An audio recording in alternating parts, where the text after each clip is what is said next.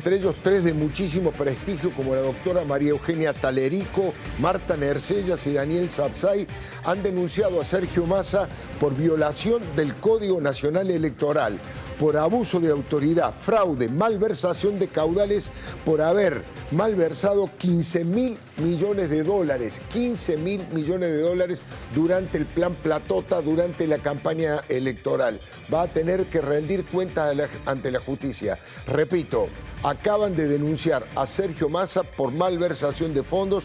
Allí está argumentando en el texto que estamos viendo la doctora Talerico, la doctora Nercellas y también Daniel Sapsay. Veremos cómo evoluciona esto, pero es una de las noticias de último momento. Muy, pero muy buenas noches, sean ustedes bienvenidos al Diario de Leuco. Gran explosión de interés en la ciudadanía por la entrevista que Luis Majul, Johnny Viale y Pablo Rossi le hicieron al presidente electo de la Nación, con títulos, con definiciones importantísimas que va a repasar una a una para que la conversemos entre todos. Débora Plager. Buenas noches, Débora. Buenas noches. Sí, definiciones muy importantes y relevantes. ¿En qué áreas? Por ejemplo, en el área económica. Yo te diría que él centró dos ejes de lo que va a ser su primera etapa, lo que va a arrancar como prioridades en su gobierno, que son inflación e inseguridad. En materia económica, muchas definiciones. Habló del tema del riesgo de la hiper, habló del plan Bonex, lo negó rotundamente, habló del tema de las LELIQs, habló de la dolarización, del tema del Banco Central. Si querés, comenzamos justamente por este tema, el de la hiperinflación. ¿Hay riesgo o no de ir a una hiper en el comienzo de su mandato? Nosotros tenemos en lo monetario dos riesgos muy grandes. Uno es el sobrante de dinero que aparece cuando uno tiene un cepo que está emitiendo y ese dinero no se puede escapar del sistema, queda atrapado en el sistema, y eso es algo que genera inflación potencial frente a un desarmado del cepo. Y el que es todavía mucho más grande es lo que está pasando adentro del Banco Central. Pensemos que de los 15 puntos de déficit fiscal que tiene Argentina, 10 lo genera el Banco Central. Así es. Entonces, ¿cuál es el problema? Argentina tiene un claro riesgo de hiperinflación. Bueno, esta es una definición importante, Alfredo. Por supuesto, y además, ¿sabe lo que me pareció la entrevista en general? Ahora la vamos a pelotear a este tema de la hiperinflación. Creo que fue tremendamente sincero. No ocultó nada. No es que dijo, en 2 meses, en 3 meses yo voy a bajar la inflación. Explicó el riesgo de hiperinflación que existe y me parece que esa cuestión de sinceridad y de hablar con la verdad es parte de la empatía que ha generado con bueno, más de 14 millones de argentinos. Lo que sí dijo, que me pareció importante, es que lo que suceda en los primeros meses de su gobierno, por supuesto que son su responsabilidad, pero en materia económica, estrictamente en el tema inflacionario, va a ser un rezago de la emisión monetaria de Sergio Massa. Sin duda. Marina bueno, Calabro. Ahí está el punto. Me parece que esa es la clave. Vos abriste el programa con una información de último momento vinculada a una denuncia por malversación de fondos y varios delitos más, pero básicamente vinculada al plan Platita, Platota, a la emisión monetaria, y me parece que es de eso de lo que da cuenta el presidente electo, ¿no? Me parece que en algún punto, en un contexto de absoluto desbarajuste y caos y de desarticulación de variables macroeconómicas, tener un presidente que identifica el problema monetario como un problema clave, bueno, ya por lo menos si el diagnóstico se acerca a un diagnóstico certero, estamos más cerca. Exacto. Por supuesto que vendrán meses durísimos y el rezago inflacionario hace que los economistas hablen de una inflación arriba del 10, tanto la de noviembre que se conocerá en diciembre como la de diciembre que sabremos en enero, ¿no? Waldo Wolf, ¿qué opinas de esto? Buenas noches. No, me parece fantástico esto que usted dice, Alfredo, el sinceramiento, el decir las cosas como son, que la ciudadanía lo sabe, y si no lo sabe como pueblo, como ciudadanía, como sociedad, es importante que lo aprendamos, ¿no? Todo este plan Platita, todos estos regalos, te regalo el presente y te robo el futuro, tiene un costo. Por eso es importante que aquellos que tenemos responsabilidad cívica, desde todos los niveles, acompañemos y apoyemos lo que va a ser lo que deja esta herencia de tantos productos del PBI para una campaña donde después va a haber que pagar la fiesta. Doctor Rucau. Está muy claro, lo vengo diciendo en este programa en varias oportunidades, que en alimentos y medicamentos, y las señoras que me escuchan, que hacen compras, saben que tengo razón, ya estamos en hiperinflación. A esto le sumamos este diagnóstico muy certero del presidente electo que tiene que ver con la estructuración de una masa monetaria que cuando la dejes escapar se va el dólar y cuando se va el dólar se va la inflación. Interesantísimo, ¿eh? Repito con lo que arrancamos el programa y ahora voy nuevamente a Débora para que nos muestre otro aspecto, otro fragmento de la entrevista importantísima que le han hecho aquí en La Nación Más, Luis Majul, Johnny Viale y Pablo Rossi. Acaban de denunciar a Sergio Massa por malversación de caudales. La doctora María Eugenia Talerico, Marta Nercellas y Daniel Sapsay han denunciado a Sergio Massa por violación del Código Nacional Electoral, abuso de autoridad, fraude, malversación de caudales y se refieren a la malversación de esos 15.000 millones de dólares que se gastó para tratar de seducir, para tratar de comprar, entre comillas, el voto de la ciudadanía. Débora, otro aspecto de Milei, ¿no? Sí, porque decíamos, dio muchas definiciones. Una esta, otra... Creo que fue una pregunta de Pablo Rossi porque puso Milei el foco en resolver apenas asuma el tema de las LELIQs.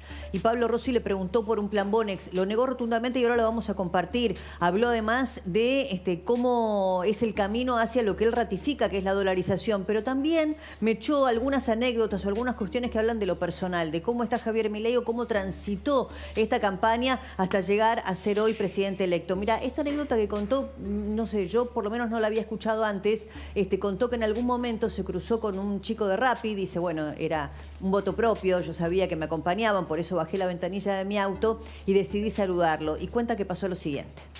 Un día estábamos saliendo de un acto y un chico de los que manejan el Rappi, nada, como era del Rappi, yo ya sabía que era tribuna propia.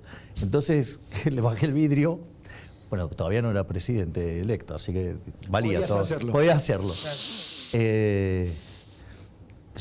Entonces lo saludo y el chico llorando me regala el rosario con el que él rezaba pidiendo la sanación de su mujer. Sí, que, momento... Está pasando por momentos de mucha... es un torbellino de emociones, ¿no?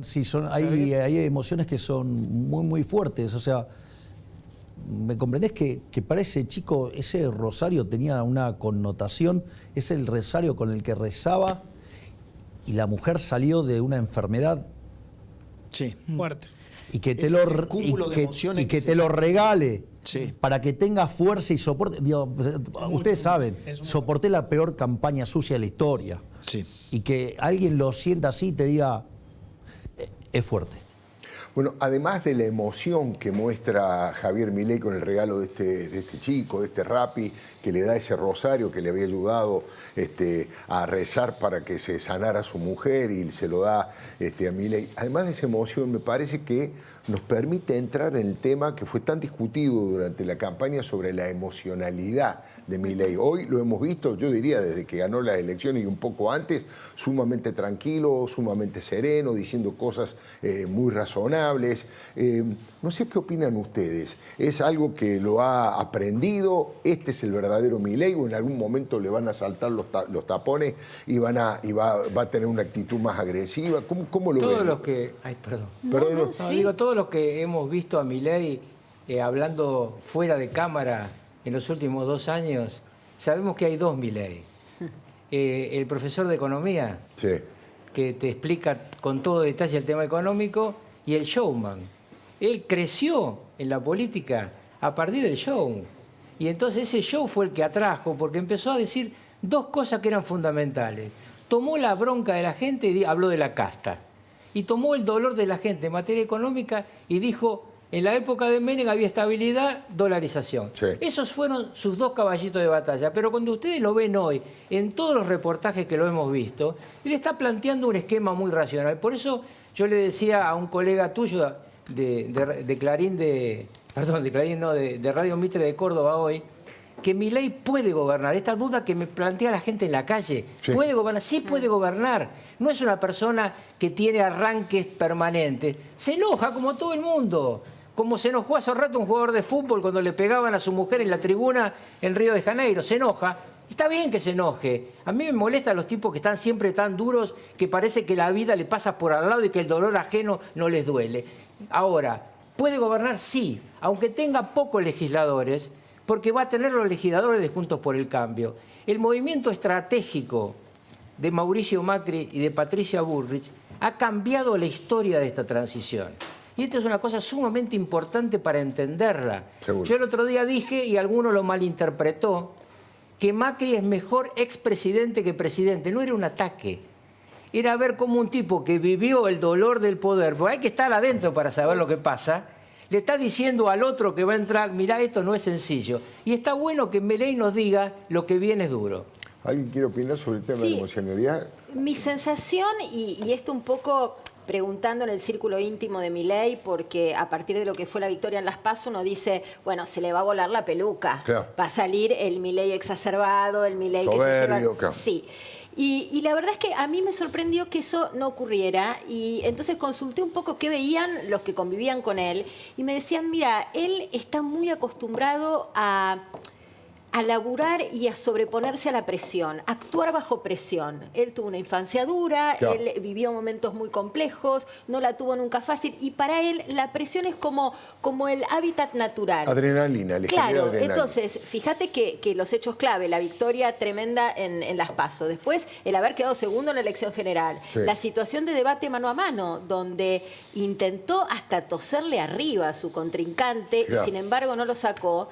Y sabés que en algunas mediciones posteriores que me pasaba un analista, tenían medido que justamente el debate presidencial le subió mucho la intención de voto, que va contra todo análisis. Contra ¿viste? la lógica de la política tradicional, sí, claro, Sí, claro. pero es la idea de que el político perfecto acorraló, arrinconó al ciudadano común, al profesor universitario, al hombre que está dispuesto a explicar aunque él no tenga responsabilidad. Y eso le sumó una intención de voto, cosa que muchos periodistas no vimos. No lo vimos, ¿no? Muy interesante respecto de esto de la tos. Contó en la entrevista que se acordó de un consejo que le había dado el expresidente Mauricio Macri, que contó que en una de las asambleas legislativas o en una de las, digamos, no sé cuál de las... Apertura de sesiones. Apertura de ordinarias. sesiones. Claro, le insultaban, lo gritaban al lado para sacarlo, para correrlo de su discurso y de su eje, y que le decían, no le contestes porque vos tenés micrófono y ellos no lo tienen, no tenés que ceder nunca a ese tipo de Si provocación. no parece que estás hablando solo. Sí, sí. Claro, Porque si no parece que el insulto no sale al aire. no Un sale al loco aire. que está hablando solo. Sí. Y bueno, que se acordó en ese momento de la tos. ¿Cómo Bueno, lo ves vos desde lo emocional, Débora? Mira, no lo sé, el poder, el ejercicio del poder, entiendo que es complejo y cómo lo atraviesa cada persona, no lo sabemos. Claro. Me parece muy prematuro, no me Claro. atrevo a hacer ningún pronóstico en ese sentido. Si querés, compartimos algunas definiciones que dio, decíamos que dio muchas definiciones en materia económica de temas muy trascendentes, por ejemplo, el tema del cepo. Sí. Le preguntaron nuestros colegas, Johnny, Majul y Rossi, respecto de la salida del cepo. Él supedita todo a una primera etapa que es resolver con algún tipo de ingeniería financiera el tema de las LELIQs y dice que el nombre del ministro de Economía está estrictamente atado a esa ingeniería financiera que ya tienen pensada, pero habló de la salida del cepo de este modo. Vos no podrías abrir el cepo de un día al otro sin corregir el problema de las LELIQs. Porque si vos abrís el cepo y no corregís las LELIQs, el cambio de portafolio deriva en una hiper. Entonces, es fundamental primero resolver el problema de las LELIQs, luego ahí se puede desarmar el cepo, y cuando vos desarmás el cepo, eso lo que permite es que baje la tasa de interés y se expanda la economía. Bueno, desarmar el cepo, pero primero atacar el tema de las LELIQ. ¿Cómo ves eso? Bueno, yo no soy un experto en economía, pero lo que sí me parece que, más allá de lo brillante de la respuesta, me parece bueno que nos expliquen. Lo que demostraron estas elecciones es que la ciudadanía en general entiende mucho más de lo que a veces desde el establishment comunicacional, y me refiero a todos, la política, los comunicadores, creemos. Así que es bueno que le explique. Y una cosita del tema emocional, a mí me parece, coincido con Rucauf, por supuesto que con matices y con control, de entender que el presidente es alguien que siente. Yo sin ser amigo, tengo una relación personal con Javier, lo respeto y lo aprecio. Y sé que es un hombre que tiene una gran conexión con las cosas sensibles. Cuando él contaba esa experiencia del Rosario, es sincera. Él es un hombre que estas cosas... no las actúa. No, para nada. Y se nota que no las actúa. Se nota. Se nota que no actúa cuando se calienta y se nota que no actúa cuando dice algo lindo. Y me parece que está bien, acerca más a la persona, al político, al votante. Yo creo que fue importante que explique claro. Vos decías recién, cuando estábamos escuchando, que claro que es. Bueno, muy didáctico, muy didáctico. A veces Milei habla en difícil. Ya. Esta vez explicó con claridad un tema que es clave y es muy importante que se le explique a la gente. La gente ya sabe todo, ya lo intuye. Por eso lo votó. Lo votó porque era la farsa frente a la sinceridad. Ya. El porteño canchero que pasa por encima de todos frente al tipo que trata de explicar. Yo en la noche después del debate, todos los columnistas de La Nación escribieron y yo le escribí a Carlos Pañi diciendo, discrepo con todos ustedes. Bueno, es que los titulares de todos los medios tradicionales viste que los debates en general se ponen en términos de ganar y perder, Sí, claro. Así en el mundo sucede históricamente. Y en todos los títulos de todos los medios, los críticos, los afines, todos, era ganó Massa. Bueno, yo le escribí a Carlos y le dije, mirá, todos ustedes están viendo esto como periodistas.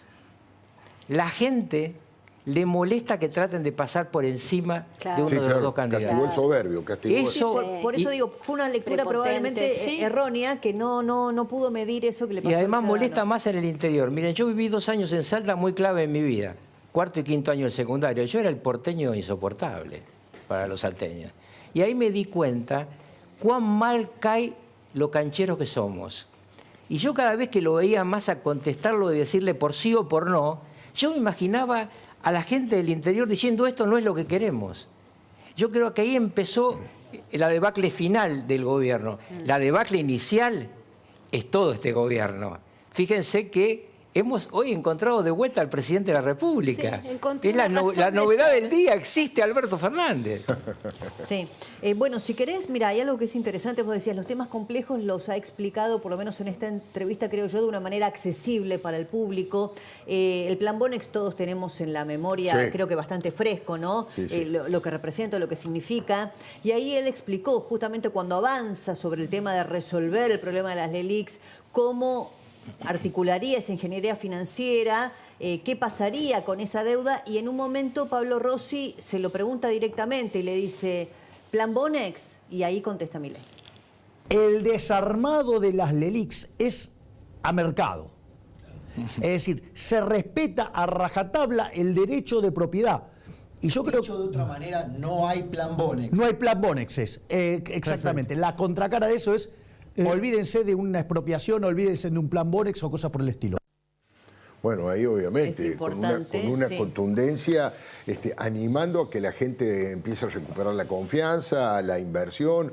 Fue muy taxativo en cosas que son obvias y más en el credo de un liberal, pero las dijo con toda claridad. Acá se va a respetar a rajatabla los compromisos, se va a respetar a rajatabla la propiedad privada, digamos, todas cuestiones que contrarias a las que venían haciendo el kirchnerismo en estos últimos tiempos. Incluso economistas más cercanos al pensamiento de Milei durante la campaña sostenían que la única manera que ellos veían de resolver este problema de las LELIQs, así como lo venían planteando, era una hiper o un plan Bonex. Claro. O sea, no planteaban ninguna otra alternativa posible. Milei dice, habrá que esperar y ver si esto puede ser llevado a la práctica, que él tiene armado o tendría armada una ingeniería financiera, que el ministro de Economía que tiene designado, a quien no va a nombrar hasta el 10 de diciembre, está estrictamente atado a esta cuestión técnica de resolver el problema de las LELIQs y que lo puede hacer. El tema es que pienso, quizás estaría bueno un economista, pienso, si es a mercado, necesariamente eso es o ajuste o crédito.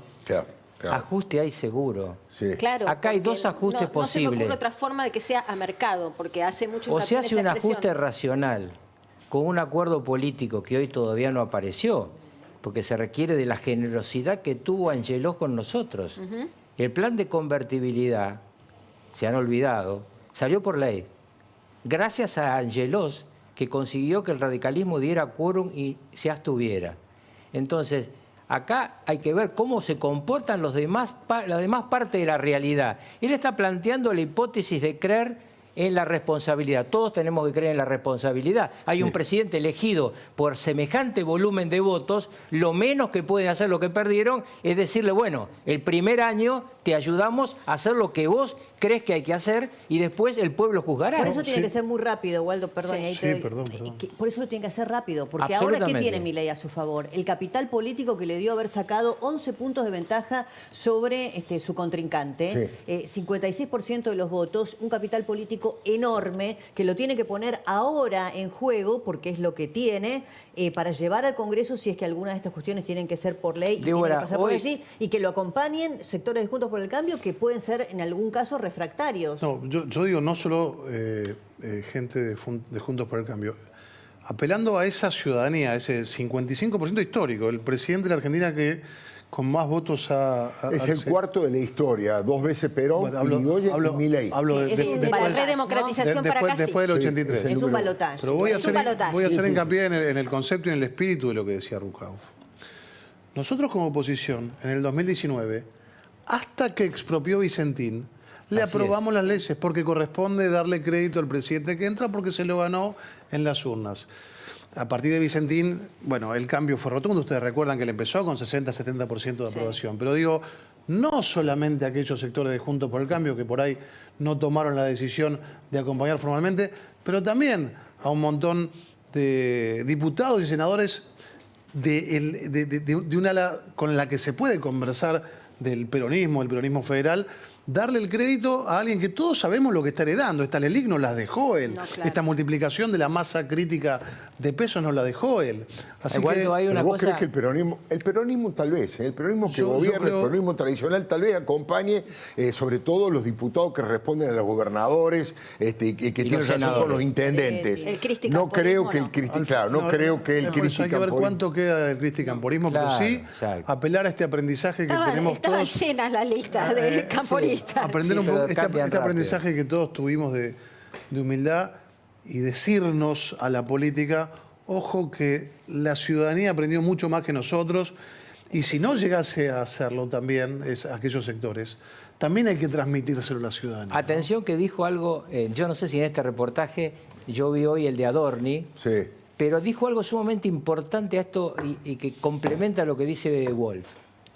Milei dijo, si no me dejan hacer esto, en 2 años el pueblo va a decidir.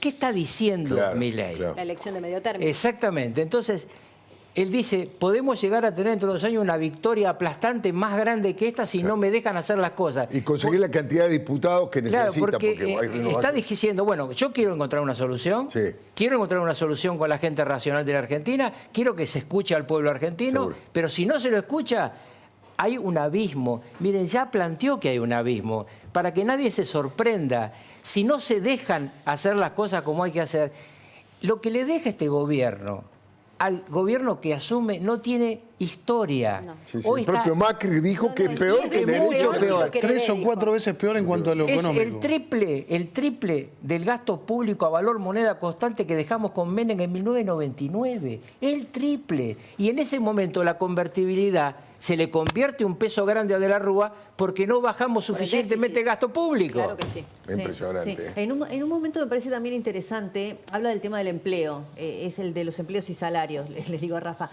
porque mucho énfasis pusieron en la entrevista en hablar, bueno, a ver, Milei decía, en la Argentina hay niveles bajos de desempleo, pero el problema es que hay niveles bajos de desempleo porque los salarios son en promedio de $300.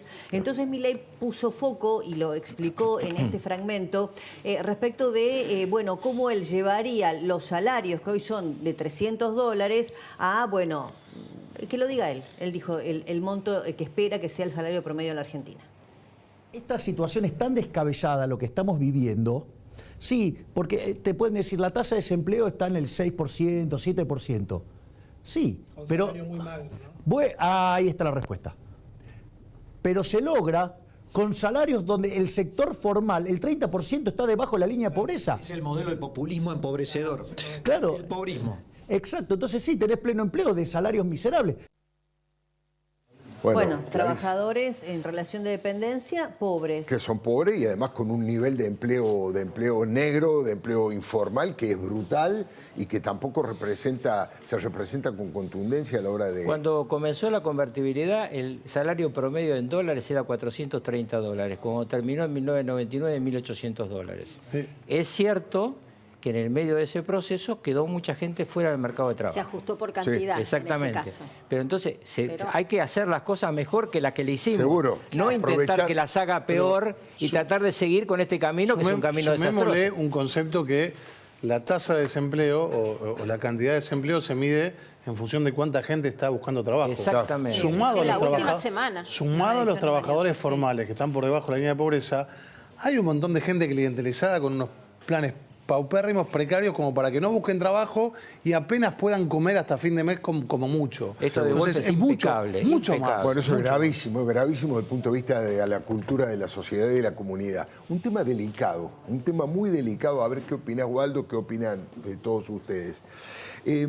Ha hecho en forma insistente Javier Milei declaraciones de que él estudia la Torá, que va a visitar, de hecho ahora ha dicho que se va primero a Estados Unidos y después a Israel, al Israel que hoy está en guerra con la invasión del territorio y los crímenes de guerra que cometió el grupo terrorista Hamas, que se va en estos días a visitar la tumba del Rebbe, que le falta muy poquito, le contó a Johnny Viale, lo dijo al aire, para convertirse en judío, solo la prueba de sangre, dijo, me falta.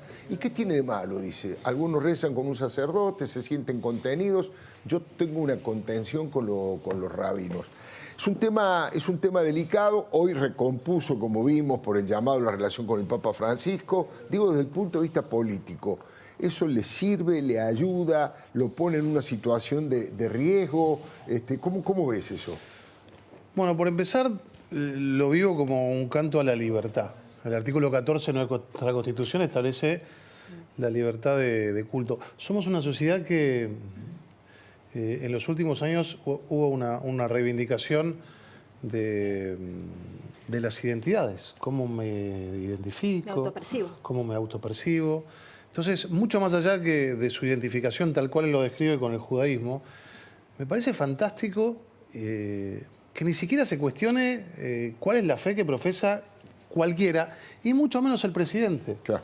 Y si quiere ser de esa religión, de cualquier otra, de ninguna, me parece fantástico. Me parece que sería un gran signo de madurez, sobre todo gran parte de ese falso progresismo, esa izquierda que sí están de acuerdo con la autoidentificación o con la autopercepción, de que acompañen esta percepción de él, que en este caso es con una religión que por ahí no es la mayoritaria en la Argentina, pero que habla de un concepto de libertad. Interesantísimo. Hasta 1994 no se podía ser presidente de la República si no se era católico. Y este fue un tema que votamos por unanimidad. Se votó por Nadie estuvo en desacuerdo en hacer ese cambio en la Constitución argentina. Y a mí me parece que es un acto de sinceridad y valentía cuando uno elige irse a una minoría. Claro, eso porque irse a una mayoría se va cualquiera. Sí, igual permítame decirle algo, porque a mí me pasa muchas veces que por mi condición de judío, además soy un hombre que vengo de la dirigencia de la comunidad judía, muchas veces me pregunta el periodismo con buenas intenciones, pero por ahí con una cultura antigua, ¿qué opino de ciertas cosas que no tienen nada que ver con la religión en mi condición de judío? ¿No? O sea, temas políticos que no tienen que ver con la religión. Y yo siempre digo que la religión es un acto privativo del ámbito privado. Claro. ¿No? Es como que vos tengas un invitado acá y hablando de política le preguntes, bueno, ¿qué orientación sexual tenés? Eso es algo que yo puedo exhibirlo y lo exhibo porque tengo ganas, pero podría no hacerlo. Es algo que ni siquiera debería estar en discusión de qué religión es un político que está cumpliendo un rol y que fue elegido para gobernar en este caso y que tiene derecho en su ámbito privado a tener la religión, la orientación y la autopercepción que quiera. Y un detalle más, ir a Israel en este momento es un acto de valentía personal. No, y además levantando la bandera, Claro, una levantando bandera, la pero ir además. bandera de Porque Israel ante una cosa es cuando vos que estuviste ahí, fuiste un gran corresponsal de guerra. Gracias. Una cosa es levantarla acá. y otra cosa es levantarla allá. No, por supuesto. Una cosa es estar acá y otra cosa es viajar a Israel. Además se ha comprometido a un siguen hecho cayendo que misiles porque viste que no son más noticias, No, pero siguen cayendo misiles sobre Israel. Hoy a la mañana Por eso. Además se ha comprometido a trasladar la embajada argentina a Jerusalén, que es un reclamo histórico del Estado de Israel, que nadie se atrevió a hacerlo, ni siquiera Mauricio Macri, y que él se ha comprometido a hacerlo, y creo que lo va a anunciar en este viaje, trasladar. Sí, este es un acto en discusión. Yo no lo comparto. Yo, como canciller, me tocó esta misma decisión y no estuve de acuerdo. Y se lo expliqué al presidente de Israel. Para mí, como para muchos millones en el mundo, Jerusalén es una ciudad sagrada para 3 religiones. Yo creo que en su momento, cuando Netanyahu hace el cambio, auspiciado por Trump, Sí. Trump es el que lo apoya, va a Jerusalén el día que se inaugura la embajada norteamericana en Jerusalén. Sí. El resto de Latinoamérica, todos tenemos nuestra embajada en Tel Aviv. Eso no significa tener nada en contra de la posición de Israel, por el contrario, vos sos testigo de mi posición muy firme frente al terrorismo y lo que ha pasado. Pero Jerusalén es un caso muy especial. Si yo le tuviera que aconsejar a Milei, le diría que se asesore un poco más. Que mantenga Tel Aviv. Ahora, con todo respeto por usted, Rukauf, y además de política exterior no tengo nada para discutirle, es opinable como todas las cosas. Por supuesto. El único pueblo que ha tenido como capital Jerusalén ha sido el pueblo judío. No fue capital de ningún otro pueblo que estuvo en Jerusalén. Ni bajo el mandato británico, ni bajo el otomano, ni bajo el jordano. Bueno, vos sabés que este tema se discutió en el Congreso de los Estados Unidos acaloradamente y muchos diputados, inclusive republicanos, no estuvieron de acuerdo, pese a que claramente tanto republicanos como demócratas acompañan a Israel en su lucha contra el terrorismo. Sí. Pero acá hay una discusión mucho más amplia y me parece que en el medio de un mundo tan complejo como el que se va a encontrar, me parece muy bien lo que hizo Mondino hoy, de decir que se va a fundar en su política exterior fundamentalmente en profesionales. Esto es muy bueno, los profesionales de la Cancillería son muy buenos. Yo por primera vez puse límite a los embajadores políticos y creo que esta decisión de Mondino demuestra otro punto más de lo que Milei está planteando. No arribistas, no políticos que entren por la ventana, profesionales. Bueno, hay una parte que es bien controversial, que viene discutiéndose desde ayer y que incluso ya generó, ¿no?, réplicas, críticas, quejas, medios públicos. Sí. Ratificó Javier Milei en esta entrevista que él, quiere privatizarlos, que los medios públicos han servido hasta acá para hacer militancia y propaganda en favor del kirchnerismo y que han sido, objeto de ir y denostar al que pensaba distinto y que él va a proponer su privatización. Planteaste la privatización de Telam y los medios públicos y ya hay asambleas para hoy. Bueno, ellos deberían explicarle a la sociedad por qué un país que tiene cerca del 50% de pobres, 10% indigentes, 2/3 de los chicos debajo de la línea de la pobreza, ¿por qué yo tengo que estar financiando el déficit de esas empresas para quitarle el pan de la boca a esta gente? Me parece que es una crueldad, digamos, que ellos mantengan sus privilegios, porque ¿cuál es el problema? El problema radica que si ellos están perdiendo plata, alguien lo tiene que pagar. Entonces, si vos, lo financiás con emisión monetaria, lo pagan los más pobres con impuesto inflacionario. Entonces, que me expliquen por qué tengo que mantener los privilegios de ellos a costa de los más vulnerables, cuando en realidad, si ellos hicieran bien su trabajo, estarían sirviendo al prójimo, conviene mejor calidad, un mejor precio, y tendrían que ganar dinero, pero no lo hacen.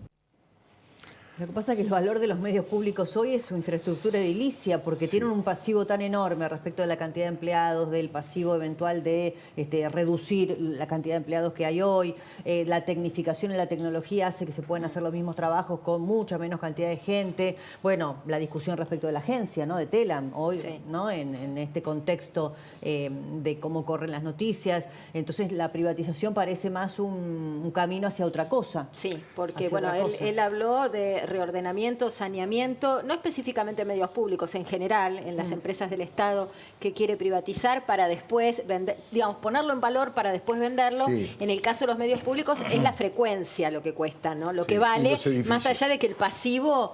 Y sí, ¿quién lo va a comprar? Es con ese descomunal pasivo? y también es un momento complicado para los medios privados. No, digamos, por todo. supuesto. Igual vieron que hoy había una suerte de comunicado de medios públicos donde de daba... RTA, ¿no? Sí, Creo que de era RTA. Sí, de RTA, donde daba unos ítems de qué es lo que se perdería y usaba figuras del tipo soberanía informativa, que no entendí muy bien qué significaba. Pluralidad. Pero pluralidad. Y hablando de pluralidad, Yo me río cuando porque- se estaba consagrando al nuevo presidente electo, a las 11:20 de la noche hice un zapping por la televisión pública y estaba la Pantera Rosa. Habían puesto la Pantera Yo Rosa. te- te- Y era plural. Pero porque buscan el rating. siempre buscan el Demuestra rating. basta un botón. Yo fui diputado 2015-2019, 2019-2023. Del 2019 al 2023 como diputado jamás me invitaron a la TV pública. Y soy un diputado que fija posición.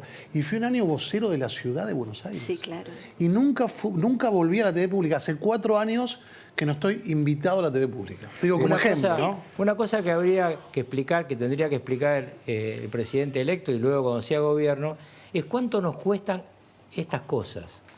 Porque pareciera que lo que se paga sale del bolsillo de un señor raro que es el Estado. Sale de nuestro bolsillo, de todos los que pagamos impuestos. Lo que pasa es que mi consejo público a Milei es que en esto hay que usar el bisturí y no la motosierra. El Estado tiene una cantidad de tumores muy grandes, pero tiene que ser con cirugía que quite el tumor y no rompa el tejido sano que está al lado. Claro. Porque hay muchos lugares donde está mezclada la gente capaz y trabajadora con los vividores que vienen de la política a cobrar sin trabajar. Y esto es el verdadero gasto que está sobre la cabeza del sector productivo de la Argentina.